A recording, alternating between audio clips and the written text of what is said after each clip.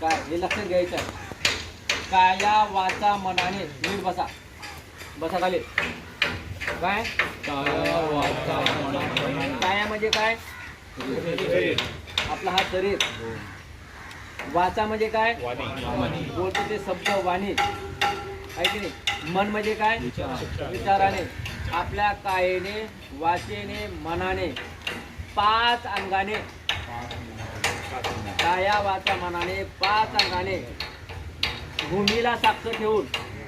कोणाला? भूमी म्हणजे कोण? जमीन. ह्या जमिनीला साक्ष ठेवून केलेलं वंदन म्हणजे पंचांग प्रणाम होय. तो 5 अंगाने केला वंदन म्हणजे पंचांग प्रणाम नाही. काया वाचा मन. काय? काया वाचा मन. 5 अंग जमिनीला भूमीला साक्ष ठेवून केलेला वंदन म्हणजे पंचांग प्रणाम. कधी कधी आपण काय म्हणतो? 5 अंगाने केलेला म्हणजे पंचांग प्रणाम. नाही 5 कधी कधी आमचं आमचं आहे की नाही? 2 हात आता 2 5 अंग म्हणजे 2 डोळे, 2 कान, 2 हात, 2 पाय आहेत का? मग काय? 2 हात आहेत, 2 गुडघे आहेत आणि आपला हे संपूर्ण हा माता आहे. किती झाले? नक्की झाले का 5? ते जास्त झाले? ते झाले 5 अंग आहेत. त्या 5 अंगाने काया वाचा मनाने भूमीला साक्ष ठेवून केलेला वंदन म्हणजे काय?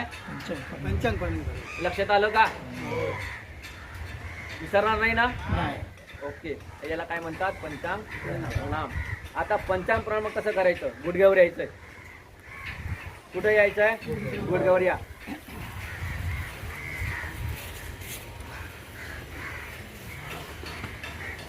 प्रथमतः तुमचा हात मांडीवर ठेवा.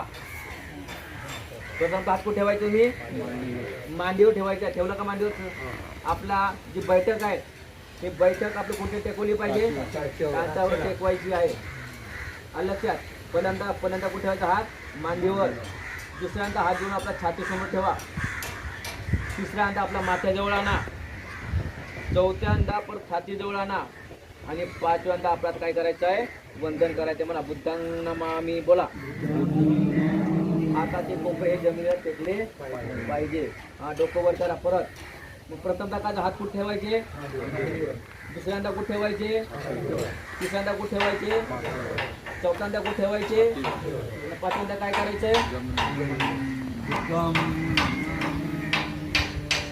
हा, परत 30 कृती करायची आहे. पहिल्यांदा कुठं? दुसऱ्यांदा कुठं? छातीजवळ. तिसऱ्यांदा कुठं? चौथ्यांदा कुठं? 5व्यांदा काय आहे? गेला का वंदन? अशा प्रकारे वंदन करायचं आहे.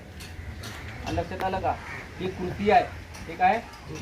आपले हात धुण्याचे ठेवले पाहिजे होते. आपल्या हाताचा कोपरा जमिनीत टेकवायचा आहे. असं हा कोपरा वर करायचं नाही. खूप बधी कसं असं. हां, अशा पद्धतीने पंचांग नियम आहेत. आज जो ठेवा तसं त्या प्रकारे ठेवा. फक्त हे बघा काही लोक काही चांगलं करा आहे की नाही.